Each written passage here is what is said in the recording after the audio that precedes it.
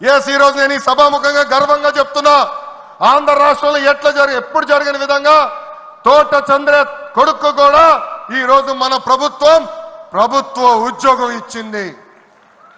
అందుకే తెలుగుదేశం పార్టీలో కార్యకర్తలే మన అధినేత. ఈ రోజు మేమందరం ఈ వేదిక మీద నుంచున్నామంటే దానికి కారణం తెలుగుదేశం పార్టీ కార్యకర్త చెమట. ఆనాడు చంద్రబాబు గారు ఒక్క పిలిపిస్తే బాబు షూరిటీ భవిష్యత్ గ్యారంటీ చేశారు. నేను ఆనాడు నియోజకవర్గానికి వచ్చి మాట్లాడా, శంఖారావం చేయాలి, ప్రతి గడప తొక్కాలంటే మీరందరూ తొక్కారు.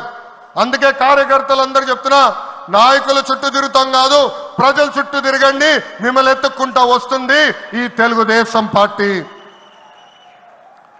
కార్యకర్తలే తెలుగుదేశం పార్టీ బలగం.